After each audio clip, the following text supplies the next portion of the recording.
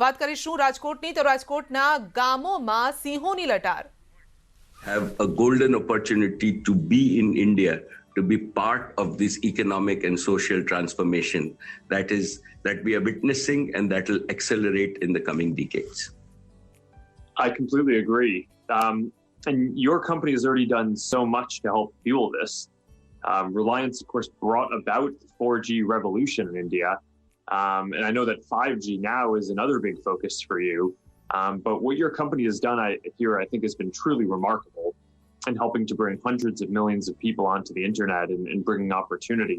And I'm curious, as you look ahead to the future in India, what other technologies or developments are you excited about now? And where do you see the country in the next 5 to 10 years? Well, as I mentioned to you, Mark, I really see India accelerating as a premier digital society. I see us integrating both 5G, and just yesterday our Prime Minister has said that he wants every village and every Gram Panchayat. India has 680,000 villages and we have a population of 1.3 billion people.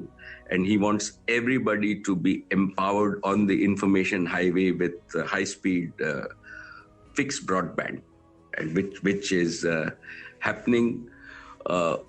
We also think that compute and very low latency compute is real, right? I think that there is a great opportunity for really bringing education and healthcare with the second generation reforms that were done in the last 6 months, right? We have a unique opportunity in terms of, and as Geo, we are connecting all the 1.9 million schools in India and the 58,000 universities. At any point in time, we will have in the coming decades about 200 million children or young adults between the age of 3 and 18 in our education system. And I think that in a span of 10 years, right, we can set for ourselves an objective really to reskill India. And the talent that you talked about, right, can improve 10x, right? Today you're just seeing the creamy layer, but that's what technology can do to really make a better India and a better world. The same thing we can do in health and all the emerging technology and integrations where we can make sure that we deliver services and we deliver good proactive health. We've learned that, and I think we are going to use technology. We are working very closely with all the authorities to make sure that we provide the technology tools and backbone for even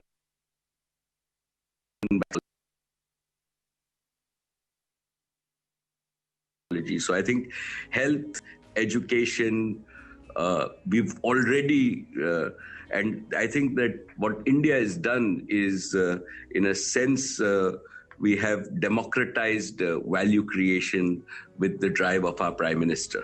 And you can see it in payments, you would see it in terms of making sure that technology is easily available, and we've made it affordable so that millions of people, even at this lower per capita basis, can use this in a large market. And with that, finally, I really see the enterprise and the enthusiasm of young Indians and the aspirations of young Indians and their confidence, right? That is really driving India. And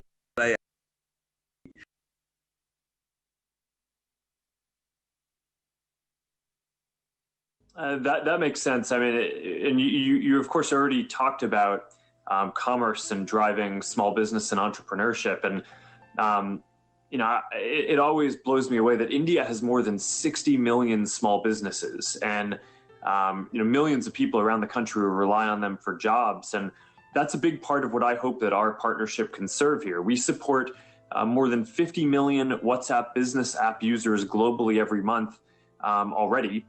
And more than 15 million of these are in India.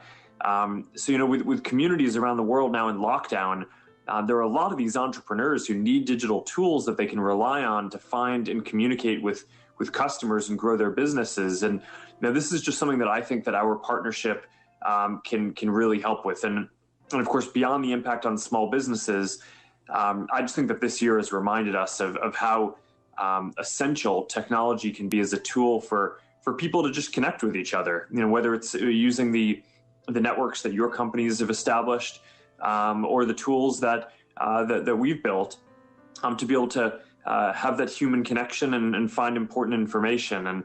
And as you said, I can't imagine going through the pandemic 10 years ago, but if we 2 decades ago, but when the internet was still nascent, it just would have been a completely different experience. And technology, of course, is allowing us to make sure that we can get accurate information out to people that has implications in health, like you're talking about, in education and helping serve people better. And I think it shows a lot of the promise